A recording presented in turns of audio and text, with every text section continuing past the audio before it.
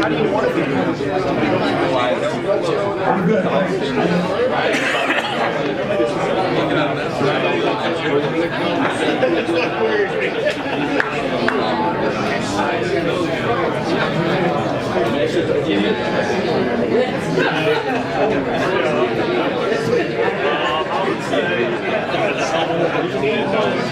Can I interrupt you, please? I apologize. Every time I've ever asked the question, after you're gone, I'm gone, how will we be remembered? You know what the number one answer is for most people? We'll be remembered by the things that we've done. Very, very common. I got news for you.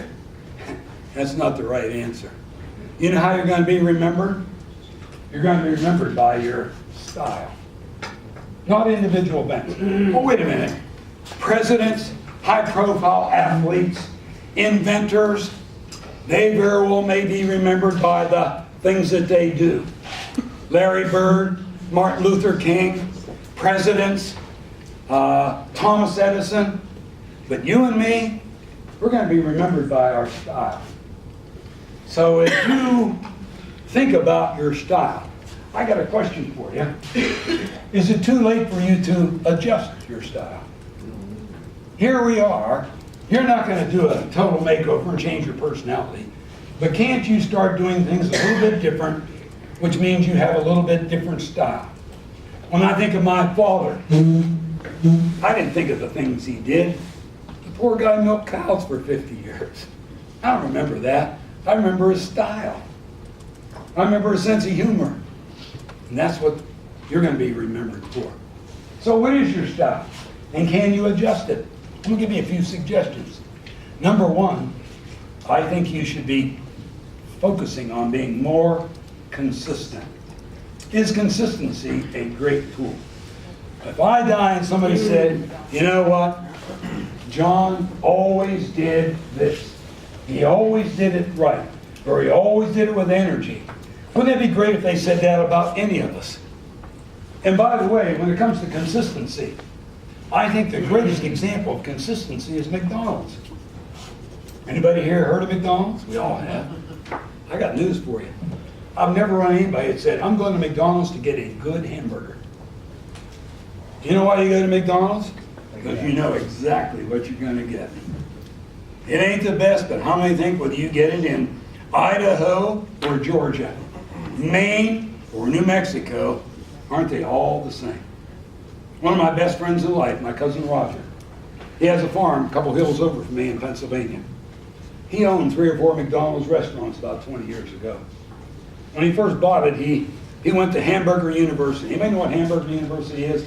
That's where they bring the franchise owners in and train them on the system because they want consistency. So he and I were working on the farm, building fence or something, and I said, Roger, where were you last week? Oh, Denver.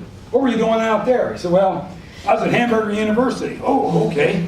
Oh, what'd you do for 3 days? He says, well, we spent the first day on the restrooms. I said, what restroom? He said, the restrooms in the McDonald's restaurant. I said, a whole day? He said, John, they are fanatical about cleaning restrooms. I said, really? He says, yes. You can't just hire somebody to clean the restroom. When you hire a new employee and you want to put them on restroom cleaning duty, they have to go through 4 steps. They have to read a manual on how to do it. They have to take a written test on how to do it. They have to watch a certified restroom cleaner clean it, and then they clean it and get judged on their job. How many things people are overboard? He said, John, guess what they figured out? About 7 to 8% of all traffic at McDonald's is for their restrooms. I thought, whoa, that's a lot of traffic. And then all of a sudden I started thinking of my life. Guess what I do? I fly around the country all the time. Go to a strange city, grab a rental, trying to get to where I gotta go. And not only do I gotta go, I really gotta go. So now guess what I do? I look for McDonald's. Why? Because their restrooms are cleaned by a certified restroom cleaner. I wouldn't use the facilities, and I don't know about you, but I always felt a little guilty. Using their facilities, not giving them any business, so guess what I do? I buy a great big Diet Coke. which only means I have to stop at the next McDonald's. Not only is it a good idea to have clean restrooms, it gets you more business. What do you do consistently? I have a friend who built a whole business out of one thing that they do consistently, just a little tiny thing. You know what he does? Listen to me. He sends a handwritten thank you note to somebody every day. One note every day. I can't guarantee much, but I guarantee your reputation for what you do and how you're taking your community is going to be in the stratosphere if you would simply send one thank you note every day. Because I'll tell you, after the first week, you are running out of people to thank. You are thanking service providers. You're thanking the guy that put the advertising in for your auction, the guy who printed your brochures. You're thanking the postman. You're thanking everybody. You say, well, can't I just text them? Can't I just email? How many think a thank you note is what? The power of legitimacy. They're going to look at that thank you note and think differently of you. One little tiny thing. By the way, if you don't think it'll work, don't start it. But if you think it'll work, I guarantee great results. How many think we need to be more creative? Then we already talked about the disputed tip. What if every time you get into a situation where you didn't see any way out, but you knew both sides wanted a transaction? What if your style was that you always did out-of-the-box thinking and got that special creative twist to it? Wouldn't that be great if you could do that? Look, folks, it's as simple as this. I don't know whether you're aware of it or not. I'm sure you are, but maybe don't think of it enough.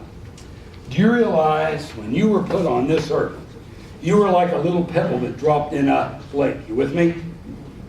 And when you made your appearance, now in your career, when you do what you do you realize that you, in your world, your family, your church, your city, your business, you are creating a ripple effect. We are not islands. No man is an island, no woman is an island. Everything we do and how we do it, our style, creates a ripple effect. So what I want to do is give you some examples of people who have ripple effects that you may not have thought about. Let me show you one. I hold in my hand a replica of a Confederate officer's hat. You probably recognize it. It's one, I'm thinking, somewhat similar to what Robert E. Lee wore. Now, you know what's really bothering me? Forgive me for getting personal. There's a lot of people in our country today that are bad-mouthing Robert E. Lee. And they say anything that has a Confederate flag on it's got to be what? Divisive and so on. Of all the people we should be praising, not disparaging, it's Robert E. Lee. Many of you don't know what a ripple effect he had on you and me, and listen to this, our country. Look, in April of 1865, General Lee and his army were on the run across southern Virginia. Hot on the trail was General Grant. They broke through the Confederate lines at Petersburg. They were tracking them down. At Appomattox Courthouse, General Lee ran out of energy, food, supplies. He only had one choice. Guess what it was? Surrender. His senior staff came to him, and guess what they said?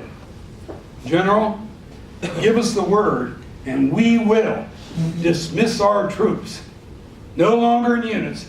We'll let them meld into the forest, meld into the countryside, spread out all across Virginia, Maryland, Pennsylvania, and Ohio. Live off the land, creating murder and havoc everywhere. They'll never catch us. Would you think for a moment what would happen if he'd have said yes? But he didn't. You know what he said? No, gentlemen, we lost. Send your men home. You know what the ripple effect is? Let me tell you. How many think we still have some hard feelings about the Civil War? We really do. But what if guerrilla warfare could have taken place? That would have been havoc for 50, 60, 70 years.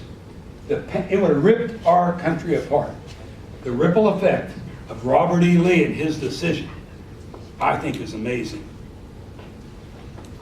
I got another hat for you. Same era. You know who this is? This is Abe Lincoln. He was of the North, right? He was the president during the Civil War. And as it was pretty evident that the North was going to win, the Congress in the North said, well, as these southern states come back in, because they broke off, we got to teach them a lesson. So the Congress wanted to punish the South.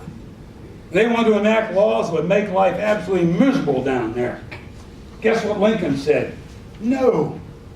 We as a country need to heal and be reconciled. One northern congressman said, but Mr. President, we need to destroy our enemies. Guess what Lincoln said? Oh, if we make them our friend, doesn't that destroy an enemy? How many think that's a level of thinking we need sorely today? Right now, we're frankly in a divisive country. But you know, you don't have to be famous to have a ripple effect, because both these men certainly did. Look at that hat right there. You ever seen that hat before? An Amishman's hat. Anybody have Amish in your neck of the woods? I'm from Pennsylvania, went to school near Amish. You want to hear a ripple effect? Listen to this. It was October 2006. A man by the name of Charles Roberts broke into a small Amish one-room school, held 10 young children hostage, shot 8 of them, killed 7, then took his own life. What do you think that did to the Amish?